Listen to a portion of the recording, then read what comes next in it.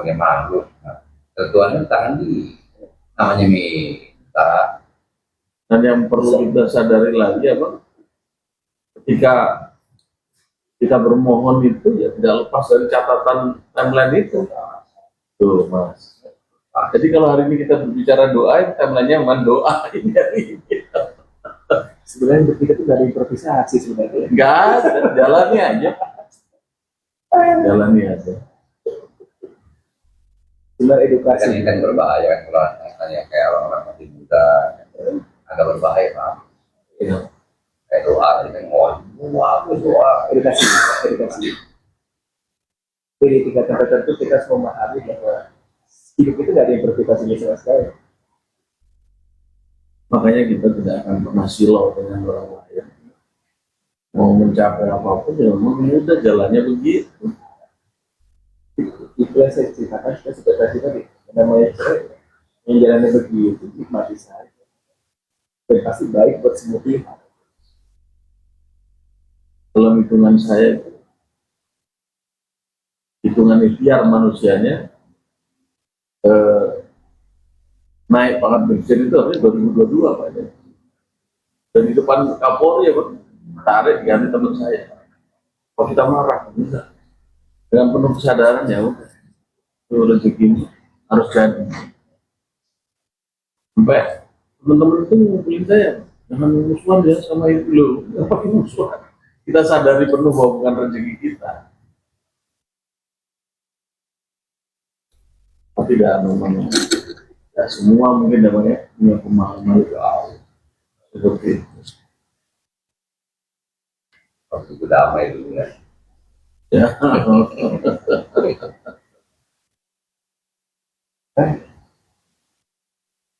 Saya dulu damai berhenti dia berputar. Itu.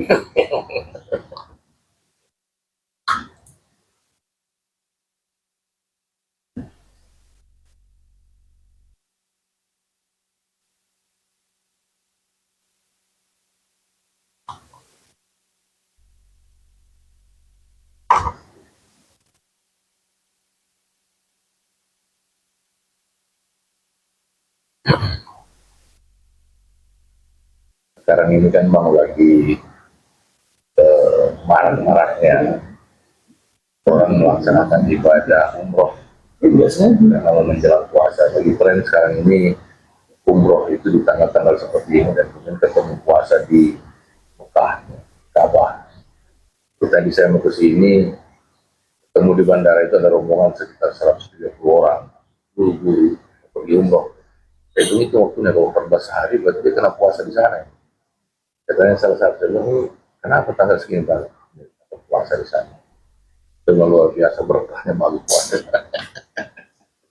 Kalau pemahaman mereka begitu, pemahaman mereka bahwa berkahnya, pahalanya bisa umroh di tanggal seperti ini.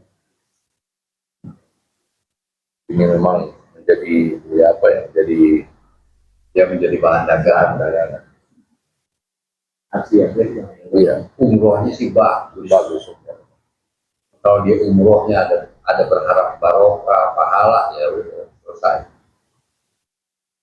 Dan karena umrohnya kita karena atau di Ramadan, maka harga lebih tinggi karena itu dari mana ya?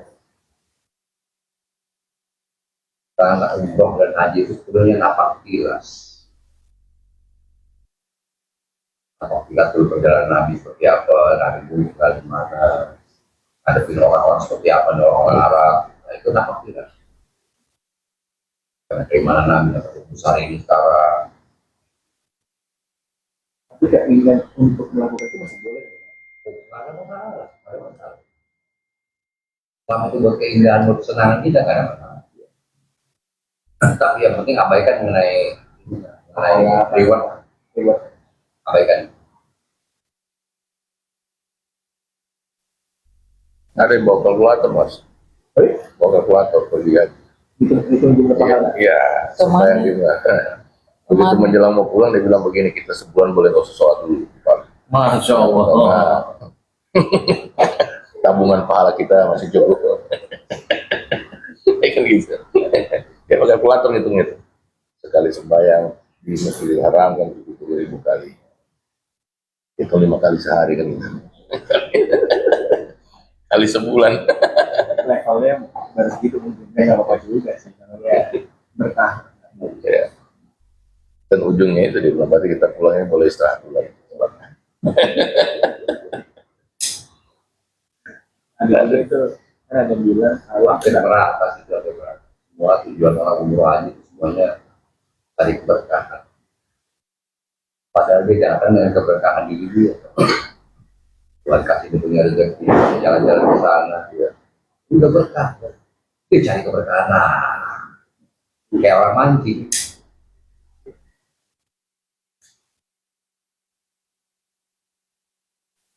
kalau pengen ini karena dorongan hati pengen itu boleh. Oh, wah, umroh tuh bagus, umroh haji semua ibadah tuh bagus. Bagus.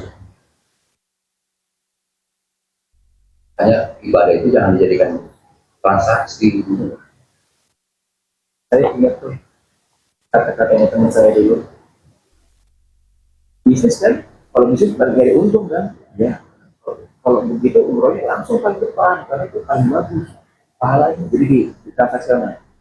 Tapi saya berhenti transaksional itu setelah saya lihat itu bang, nama saya kaki-kaki jadi nggak bisa sholat ke dekat Ka'bah, jadi cuma sholat di hotel.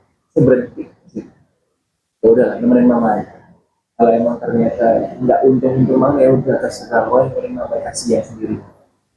Jadi saya berhenti menghitung di tahun 2019 itu Ibadah lebih tinggi. Kalau hitung-hitungan di gitu ya. Jadi saya sudah berhenti berhitung dan berpikir layaknya pedagang dalam beribadah. Jadi campuran itu dia susah. Tapi itu seninya itu dulu. ada juga kan kayak gini. Kalau misalnya sholat yang lain, atau misalnya iktikaf dapat malam Lailatul Qadar bisa menghapus tahun gitu. Dan ya, ada orang yang bermotivasi seperti itu masih. Kalau saya memang karena senangnya aja melihat orang rame tujuannya sama mendekatkan diri mencari ketenangan. Saya di situnya bukan karena hitung-hitung pahalanya. Nah, mohon maaf kayak ada aja pahala dihitung gitu kan.